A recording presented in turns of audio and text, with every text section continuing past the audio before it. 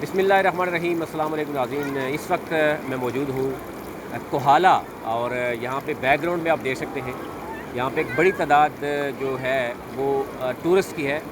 और यहाँ टूरिस्ट जो है वो बड़ी दूर से भी आते हैं, यहाँ पर आके वो एंजॉय करते हैं। आप देख भी सकते हैं कि यहाँ पर चेयर्स, चारपाइयाँ और ये पानी के अंदर बैठने का उनको एक बेहतरीन मौका। और इस मौसम में जब हवस भी उरूज पे है और गर्मी भी उरूज पे है, ये कोहाला यानी यहाँ से आके मुजफ्फराबाद की तरफ और दूसरी तरफ अगर देखें तो ये KPK के भी कुछ पार्ट है। उसके बाद जो है वो पंजाब यानी मरी का हिस्सा जो है वो शुरू होता है। तो यहाँ पे तीनों एरियाज से यानी KPK से भी कुछ लोग, मुजफ्फराबाद यानी कश्मीर से भी और पंजाब से भी लोग जब भी यहाँ रास्ते में जाते हैं तो उनको एक बेहतरीन जो है वो सियाहती मुकाम जो है वो उनको मिलता है।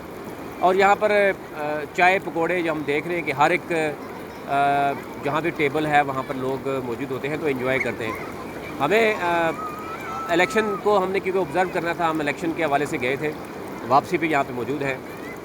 इलेक्शन कमीशन की तरफ से अभी प्रेस कॉन्फ्रेंस भी की गई, जो आपने शायद सुनी होगी। अगर नहीं सुनी तो आपको वो भी बता देते हैं कि क्या बात हुई है। और इस वक्त टोटल 45 जो हल्के हैं वहाँ पर जो इलेक्शन हुआ उसमें LA 16 में उसके 4 पोलिंग स्टेशन ऐसे थे जहाँ पर बात की गई, लेकिन वहाँ पर मीर अकबर साहब जो 200 की तकरीबन उनकी लीड मौजूद है। और वो जो 200 की लीड मौजूद है उसके बाद अब दोबारा से पोलिंग होगी तो एक्सपेक्टेड ये है कि वो सीट निकाल लेंगे। और उस सीट निकालने की सूरत में तहरीक इंसाफ के पास 26 सीट्स होंगी, पीपल्स पार्टी के पास 11 सीट्स, मुस्लिम लीग नून के पास 6 सीट्स हैं और इसी तरह मुस्लिम कॉन्फ्रेंस और JKPP के पास एक सीट है। अब तहरीक इंसाफ 2/3 मेजॉरिटी के साथ एक सिंगल पार्टी है जो हुकूमत बनाने के लिए जब अब ज़ाहिर मैदान में है और हुकूमत तहरीक इंसाफ बनाने जा रही है। अब 3-4 किस्म के सवालात आवाम के जहन में उठ रहे हैं। नंबर 1 कि क्या अब तहरीक इंसाफ को JKPP या मुस्लिम कॉन्फ्रेंस की ज़रूरत है, उसकी इत्तेहाद की ज़रूरत है, ये नहीं है। दूसरा जो है कि वज़ीर-ए-आज़म कौन होगा, सदर आज़ाद जम्मू कश्मीर कौन होगा और स्पीकर कौन होगा। ये 3-4 बड़ी अहम जो वजारतें या PM-शिप या सदर, ये ऐसे ओहदे होते हैं जिस पर सबकी नज़रें होती हैं। तहरीक इंसाफ के पास इस वक्त बड़ी लाट है।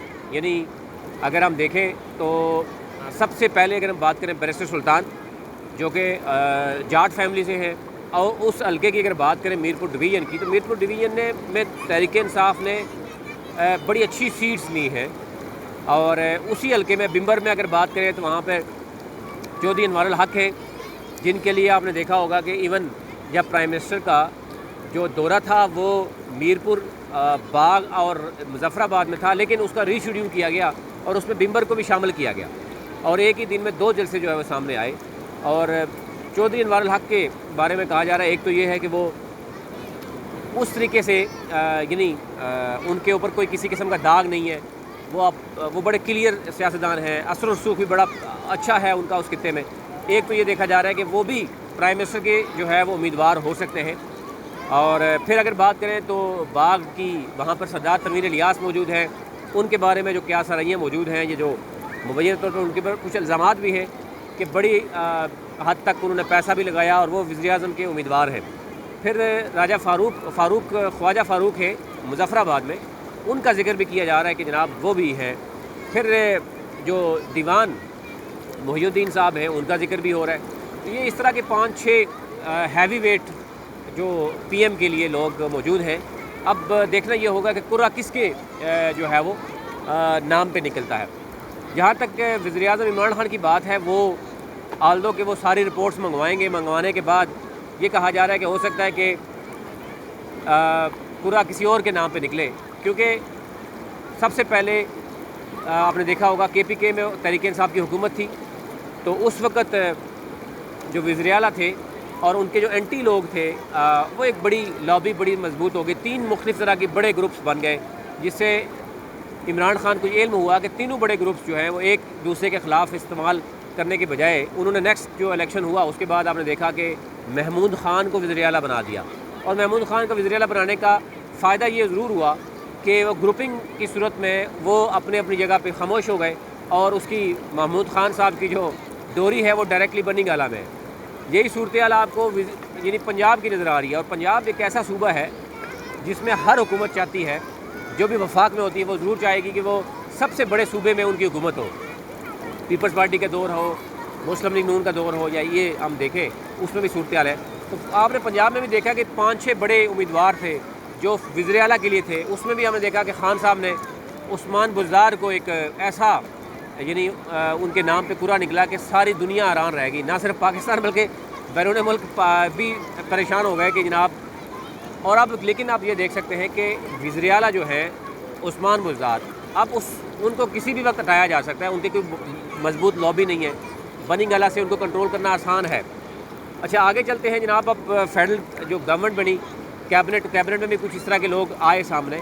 अब आज़ाद जम्मू कश्मीर की बात की जा रही है। गिलगित की आपके सामने नज़र है कि गिलगित में भी ऐसा ही हुआ कि नाम किसी और का आ रहा है, उनके लिए लॉबिंग किसी और के लिए है। इवन जो वफाकी वज़ीर हैं अली बिन गंडापुर, वो भी किसी और शख्स के बड़े क्लोज थे, लेकिन वहाँ पर जो खालिद खुर्शीद का पूरा निकला और उसके बाद वज़ीर-ए-आज़म ने गिलगित में जाकर कहा कि मेरा जो फ़ैसला था वो बहुत अच्छा फ़ैसला था।